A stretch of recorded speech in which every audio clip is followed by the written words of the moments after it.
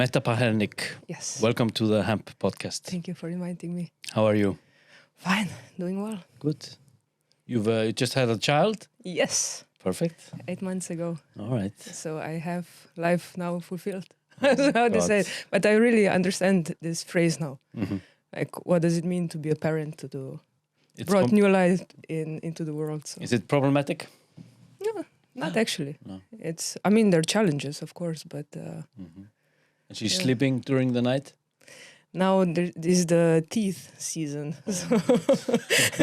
So this is maybe, but it's okay. It's okay. But the father, Makes he's sense. also awake during the night. You Yeah. take shifts, yes? No. Yeah, we're doing it together. Like we depend on each other.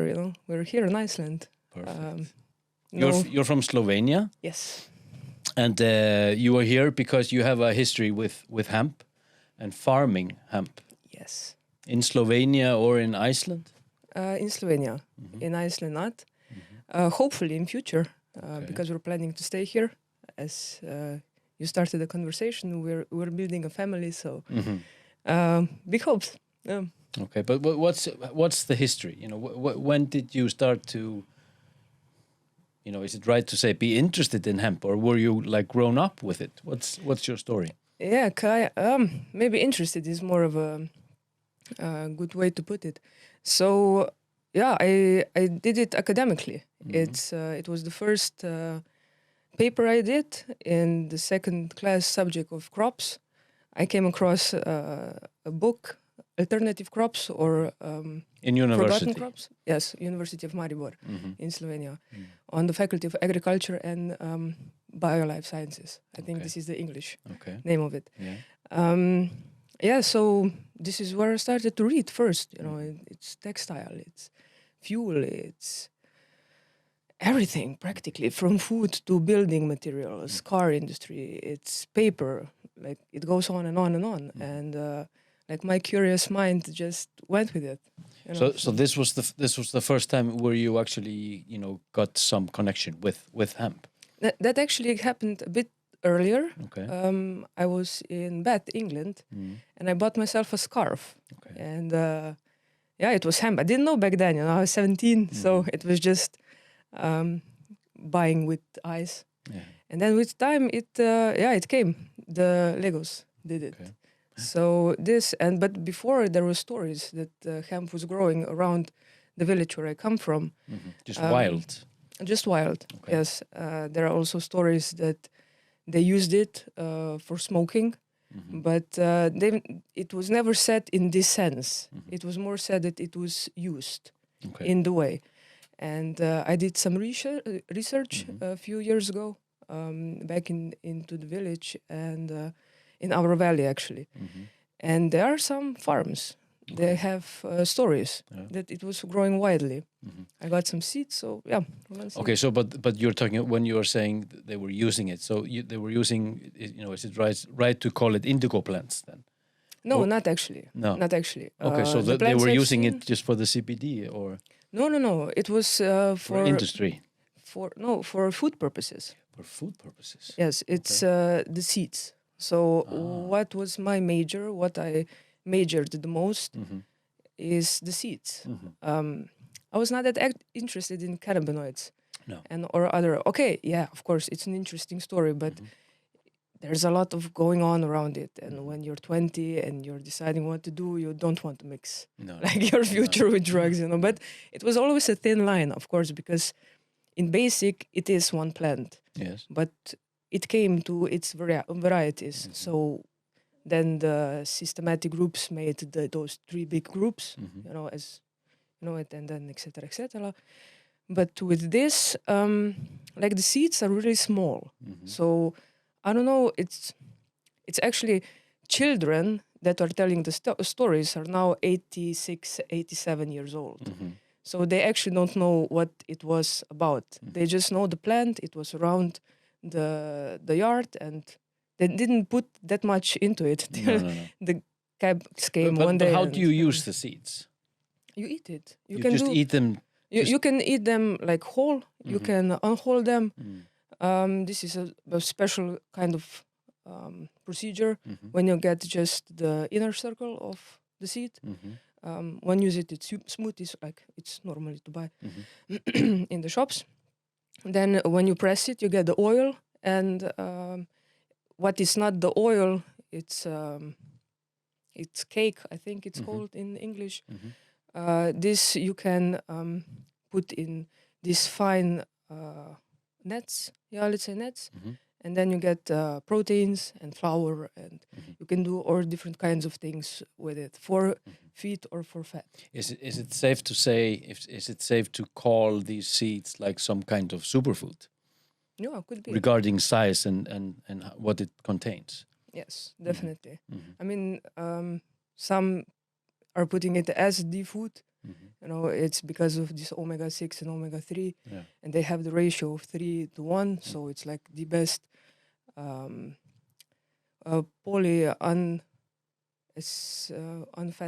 unessential fatty acids. I think this is the English. I'm sorry for this. Yeah, so it has these good parts of oil, these good fats that here in Iceland you know it as in lisi.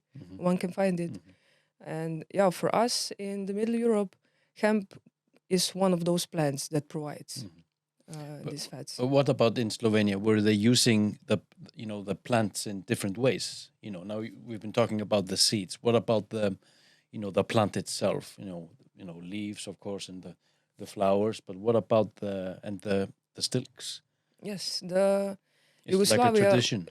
I came across the data that Yugoslavia was the second at one point, the biggest exporter of hemp textile. So at that point, Slovenia was also part of it. They were growing it at some point. I've read that it was around 2,000 hectares growing in Slovenia. Every year, yes. But this industry slowly went down. The machines were melted into iron. And those are the stories. So because of the war, then. Yes, and prohibition. This convention from America came, and our law department, or how to say it, they put everything under one plant. So they put it in cannabis sativa. So cannabis sativa indica or sativa or ruderalis, if that would be the case. They all went under the same prohibition.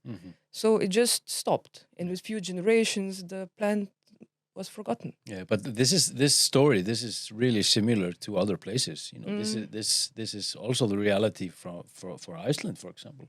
Yeah. You know. Yeah, and now we're fighting. Let's say we're trying to put everything back in order. Not even 100 years after. No. But how is it in Slovenia? Because I heard that in Slovenia it's the biggest extracting country in Europe. Is this true? But you're probably referring to cannabinoid extraction, not the oil extraction. No, the cannabinoid, yes. Yeah, so this is the edible oil from the seeds. You get the CBD oil from the terpene.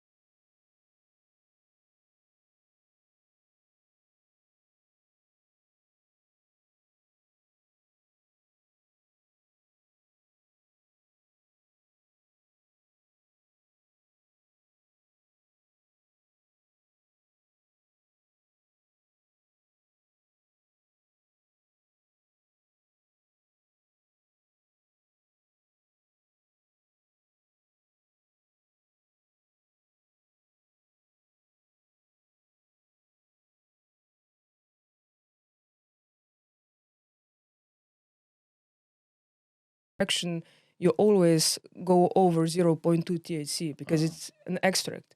So this is illegal to produce in Slovenia. Actually, with time, when we got into European Union, slowly our legislations met some common grounds, let's say, and with years, we actually couldn't press the oil from the seeds. Okay. And it's edible. There's no cannabinoids in it. Okay, maybe a really small percent if it's not washed the oil before the seed before, but So actually Slovenian producers grew hemp in Slovenia and then took the seeds to Austria and then press it and then brought the oil back and sell it because it was legal to sell it because it's the regular edible oil. With time. But now with the practice, because there was a lot of crimes committed. They were put it as crimes in the law system. So for example, I know that one was trying to brew a beer like 20 years ago, something like that. He was prosecuted. Yeah, he actually went, as far as I know, to jail for some time. But with time, things got a little bit more cleared. And when the court, sorry, when the court decided to make it decriminalized, so you pay a fine, you don't go to jail for it. I hope I'm explaining it correctly in English. This happened with time now. So the practice is, if you have less than 6 flowers, you will pay a fine. Like in this sense, you will not go to jail. You will not be prosecuted. But and here we are talking about indigo plants. We are not talking about. We're now mixing a bit. But for hemp, for growing hemp, the milestones are you need to have 0.1 hectares. This is the minimum to grow, and you need to have the certificate seeds from the European list of the seeds, and so it's legal. Yeah, it is. It is. You just need to go around some rules and regulations, and then you can grow. But now the problem came. So for the stalk and for the seeds and everything, this is one can do it. One have to file in papers every year, of course, and you can get an inspection to see how is the level with cannabinoids. Yeah, just like with all other industries regarding food and stuff. Mostly, yes. But of course, the most appetite in this business is in cannabinoids because it's the most sellable product. Profitable, yes. Yeah. Also profit. I mean, everything else also could be, but there's no market. No. People are not willing to pay more for sustainable product. It's just, we're not there yet, I will say it. And I know it really well because I have my products made from hemp. And people are interested. They would. We're going to go into that. I want. This is really interesting what you're just saying now. What's your take on why people aren't willing to open up their eyes more to natural textiles, for example, hemp or linol and stuff like this? I believe they're not used to the fabric itself. This is the first. Also the industry, the texture, how it feels on you, or I believe this because I got some feedbacks in this sense from some customers. First is this, then we have a limited option of type of textiles. So it's not just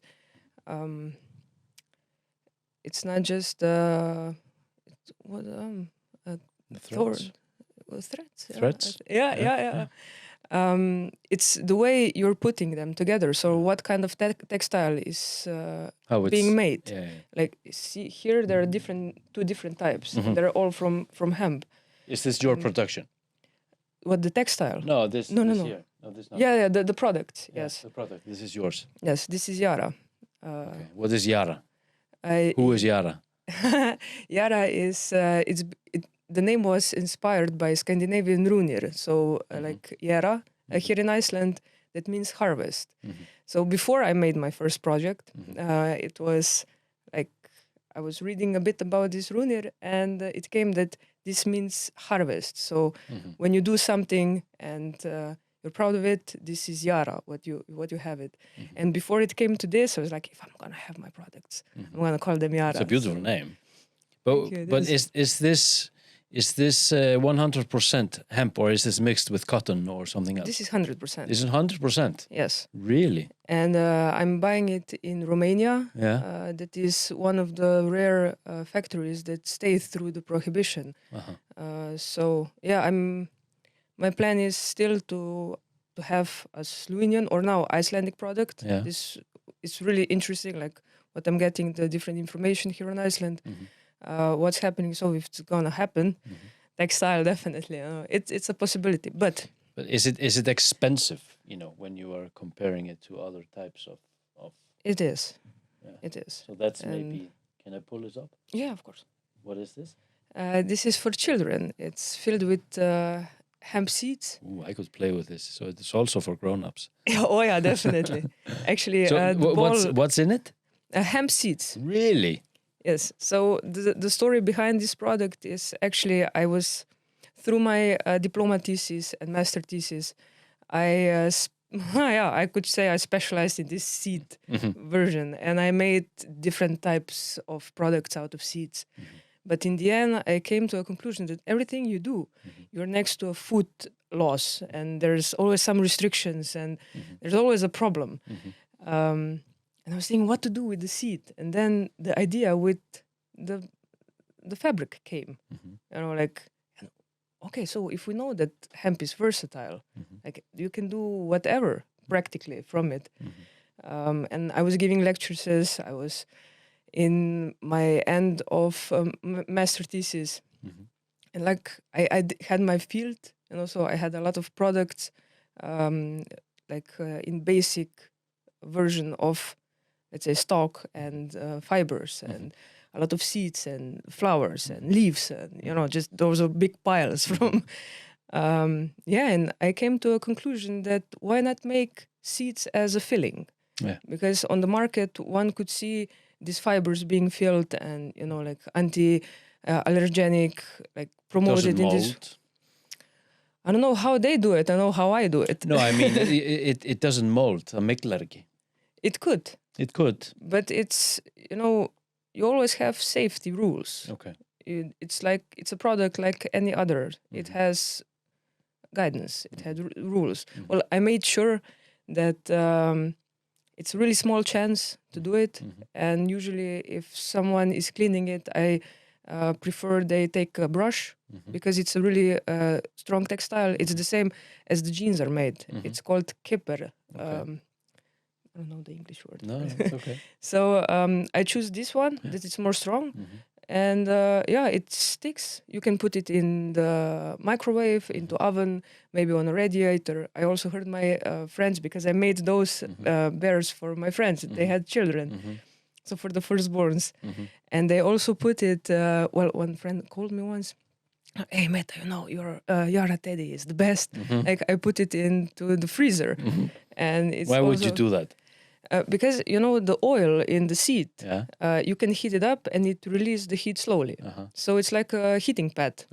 And if you put it in the freezer, apparently I didn't thought about it before. I just, when I did the germination tests, I froze it and I read that on -4 degrees it can still germinate. So it's like hemp. Really? Yeah, it's a really hardy plant. One of my papers was actually hemp as a wheat. Like I was researching how to kill it, and it there's some. It's hard. It's a hard. Yeah. She is Tough cookie. So, but why are you? Why are some? I can see on some clothes where you're buying it can be linel or hemp. It's sometimes mixed with cotton. Why is it mixed? Because you're saying this is 100% hemp. And I would think it would like feel more like stiffy, but this is really just like soft. I could actually sleep on this, It is. But why are you mixing cotton with it? Not you, but some producers. It's I think because this is the selling technique. Hemp it's cheaper then. It's also this. This is one factor, and another when you feel the fabric. Yeah. It's when you have it raw. It's really hardy. It's hard.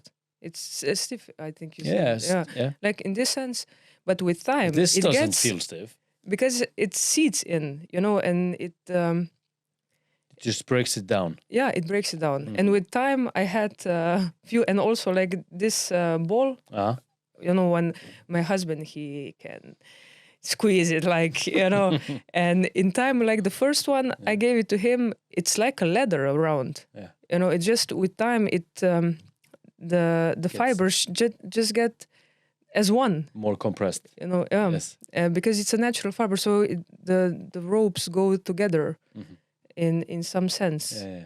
So with time it gets softer and it gets more harder. But it takes time. This is, I think, that's why they're mainly mixing it in this sense, and also because of the profit, of course. It's cheaper. Because 100% hemp, it's super strong. They said it. It is still named from the plants, from the nature. I think it's still the spider's net that is the strongest. From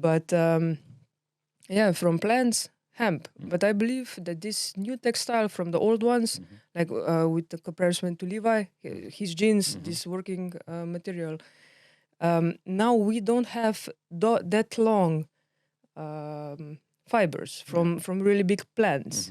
Some they do, but it's not like this general. So you have short plants, so the fibers are shorter, and the knits, the ropes, they don't go in a long way when they're putting together, but it's shorter. I hope I'm explaining it. Yeah, I understand. It would be better in Slovenian. But you are twining them together, just like we do with wool, yeah? Yeah. But with time, it can break. Yeah, of course. Also, this one, I have backpacks. I have different kinds of stuff, cushions. I did tabourets. It was this combination: seeds in, textile out, fibers out. So textile seeds as a filling and textile, and we made. I could hold this all night. This is really nice. Just watching television and just having this in your hand. Yeah, it's. So, some squeeze the seeds, don't do that. No. It's too shame. I mean, this would be really good for my 14-year-old girl, because she has this. She likes to fiddle with this. My ear. What do you call it in English? This one, eyrnasnepill. Okay. So she always, when we're watching TV and stuff, then she does this all the time. So I need to give her one of these. Super. But what's the future of hemp? Now you've been living here in Iceland for some time. What do you think the future for hemp growing in Iceland? What's in your take on it? What do you think will happen? I think I think we have to divide indoor outdoor first. So indoor, definitely, with the energy that is provided, with the good water that is here, and the place that is all around, greenhouses and the CBD production. Well, CBD or CBN or like all cannabinoids, like for medicine. But outdoor, I believe construction material. Okay. I mean the concrete. Yes, I mean, let's say this wooden part of the stalk. So seeds cannot grow. No. It's just not enough heat. It's too much sun. So it's just the weather is completely unpredictable. No, but okay, if the little one grows till the height of, let's say, half of a meter or 1 meter, if in those general types from European list, then she can grow through whatever. But those first stages are a bit at risk. But I've seen it here in Iceland. Yeah, Thorun took me to some farmers. Yeah, we have one farm here. This is Thorun's farms. Yeah. Okay. So it is a possibility. I mean, it grows. It can go to the seed, to the flower, but not to the seed. So flower outdoor, okay, also possible. But I believe then construction material, and for making organic matter on the fields. Like you can do, the fields starting with hemp, just leaving it, cut it, and then let the nature does it. Build up the soil. Yeah. And purifying it, yes. Also, I mean, it takes. It's a really good phytoremediation plant. So if there are some contaminated places on Iceland, I think it could be worth a try. So your take on it, if we were supposed to be looking into the future, we should be focusing on the indoor growing for export then, even maybe? Yeah, definitely. And if outside growing, that then the focus should be on the stilk itself for making hempcrete, for example. Yeah, I don't see any other No. option for quality Mhm. material. Mhm.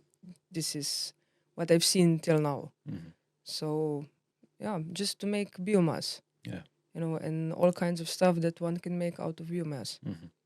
And I've seen Interesting. it. Few of the plants grew till the height of 190, I think. Mhm. Here, close to Even higher. I've heard up to like 2.5 meters.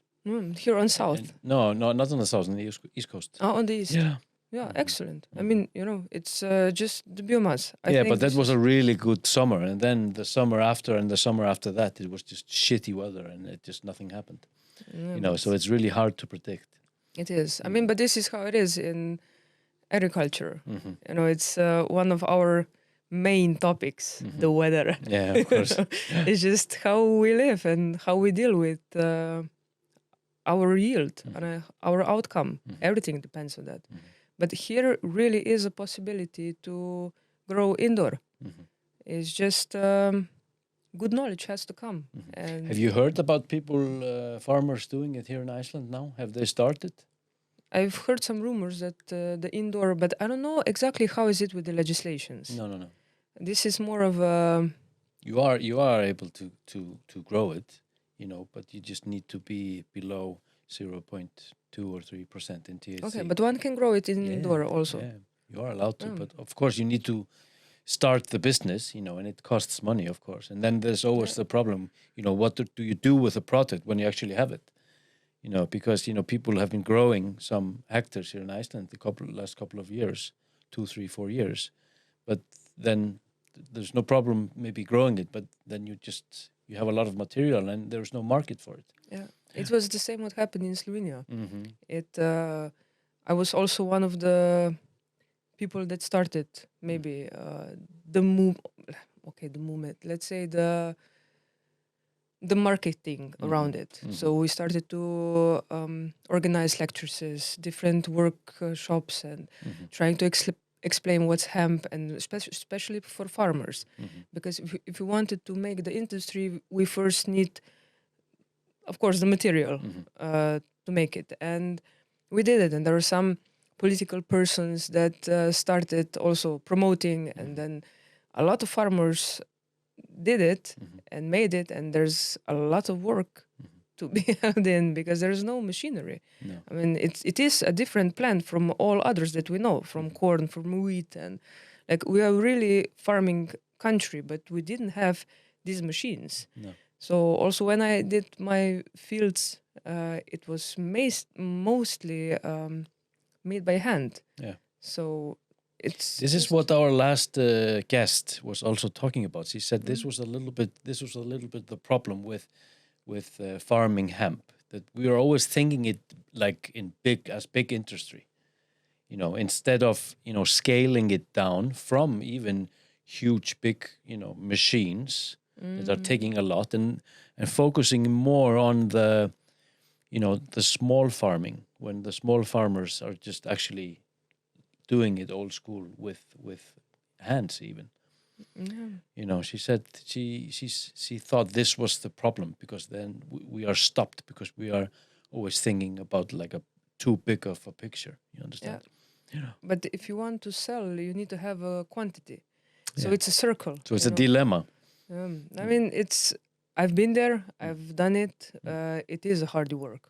I mean, those are long plants. They cut. We first cut the flowers, and this is like half of a meter long flowers. Wow. And first we hit them, to get the first line of seeds out. Then we poured it, so it grew a little bit more, and then again. So we really made what one can do out of a plant, and in the end, it's a lot of work. A lot of work, and the price was too high for the market. So and nobody was willing to pay it, because you know it or you don't know it, but if you know it, it's like and it's a special taste. So it's all like this. And there was, of course, with everything new, there was this rumor around that if you know this bitter taste of the oil, this is the real health of hemp, and it's not. This is actually the taste of green seeds, you know, mature seeds. Because we really took care of my product, so the seed was phenomenal, and when you ate it, it was like you ate a nut. You know, it was really tasty. Also, the oil later was, but it's a lot of work. And I know some farmers in Slovenia that are doing it in this way, but their oil is really expensive. I mean, like, you know, it's a high class, but they have customers. We talk about it, and they said there are few people, but those they're regular customers for life. So some found the market because of quality. Yes, definitely. Yeah. And you just mix it, you know, in smoothies, and it has good properties like we mentioned before. So, but what's your plan?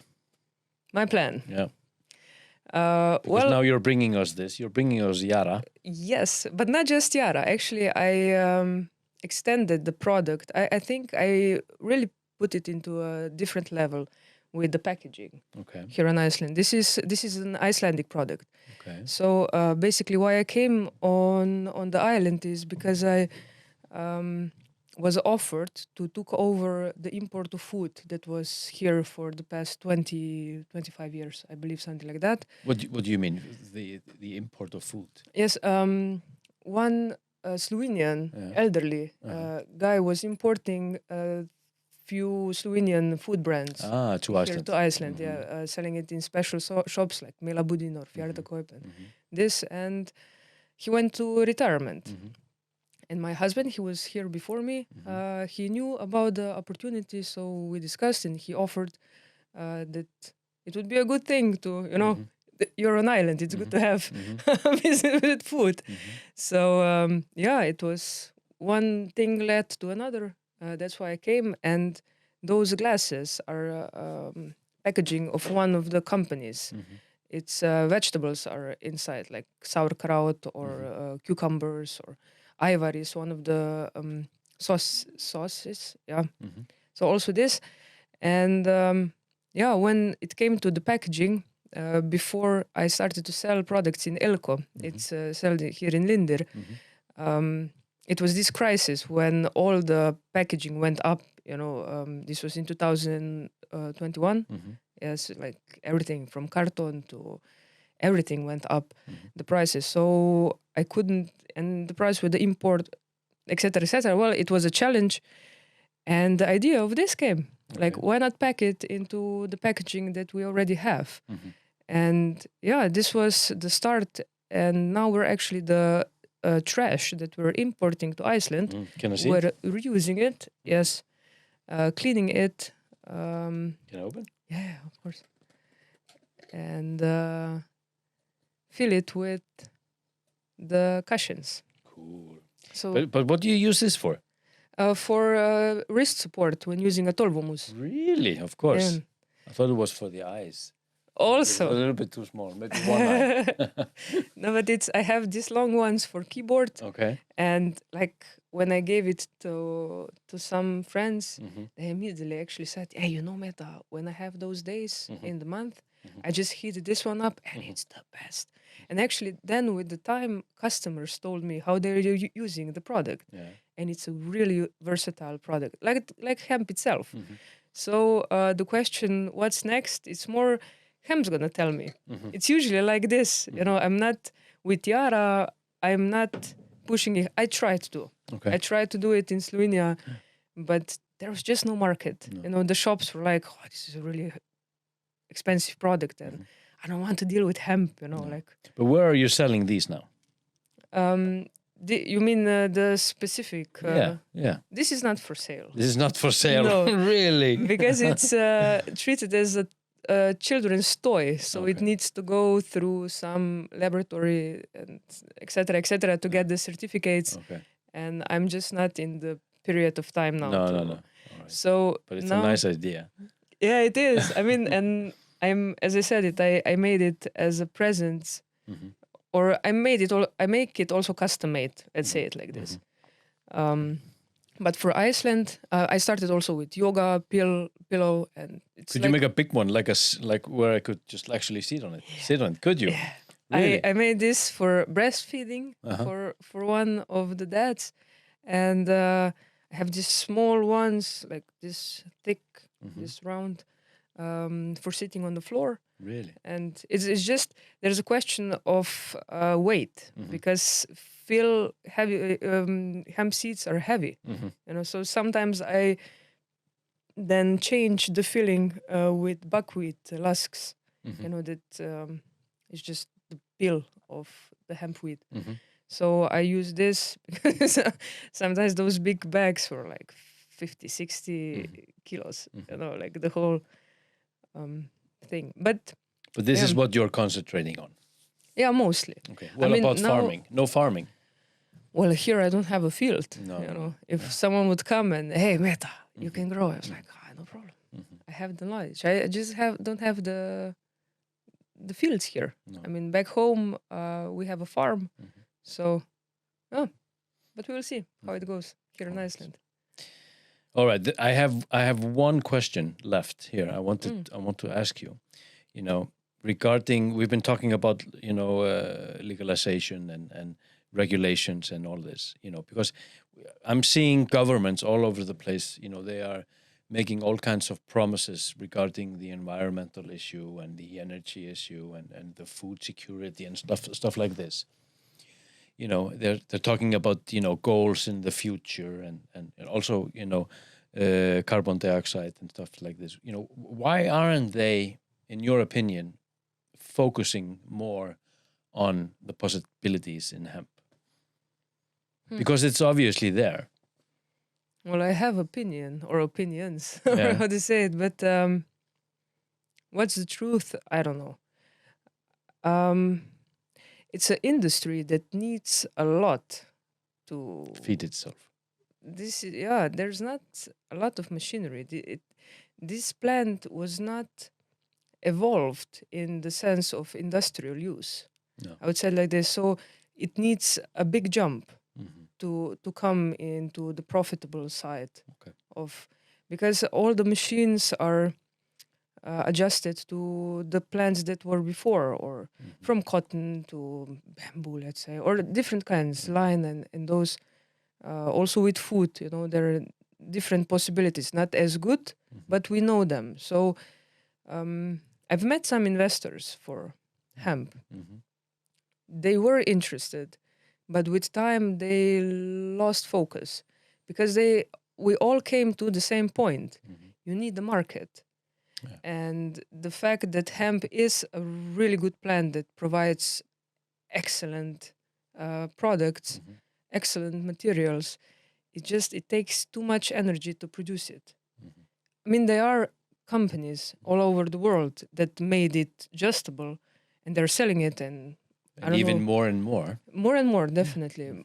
So I think we're going there, but we're not there yet. No. I had the same opinion 10 years ago when I got this question. I thought it's going to be a bit more quicker, but maybe the lobbies are also part. As we know it, it's a fact. It's not a theory or something like that. But in this, how important then is the work of like associations, connected with hemp? For example, Hampfélagið here in Iceland. How important is it?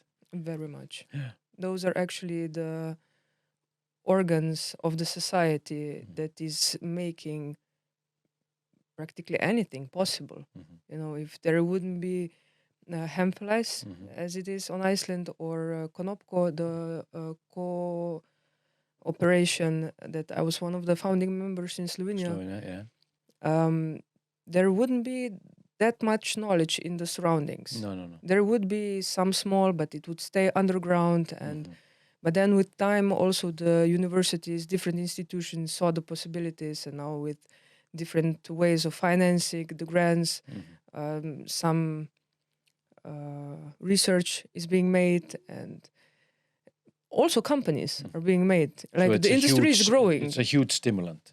Yeah, and the industry is really growing. Like, I've been to one conference, in September. It's wow. In Slovenia. Yes. Okay. It was international. First was held there in Bled. Yeah, but it's like it's growing. Now it's not like it was 10 years ago. Now the CBD is bringing money, you know, so there is some income, and you have different types, you know, like specialized companies that are just for. I think I came across a company that is doing this infusion. You know, they're putting infusion into the plant, and they're maximizing the outcome, the yields of it, and a lot of different researches being made. I think the information was that from 100 to 300 researchers are being published every day on the world On cannabis. on cannabis field. Yeah, mostly of course medicine and this, but this was like whoa. And so it's the most research plant as far as we know, but we still don't know enough. But at the same time, the health, the doctors' societies and stuff like this, and nurses, for example, they are always saying that there's this lack of researchers. That doesn't make them, able to use it. So this is not actually true. I know what you mean. It's you, of course, when you're using cannabis, you would like to know for which disease, how much to take of which cannabinoid or a combination of cannabinoids that your health is going to improve. So it needs to be more specific, and it takes time. Yeah, and they're still researching what is actually in these three homes. What is in the oil, this raisin, not from edible oil, not from seeds, but what is this white stuff on the flour and other parts, but mostly this.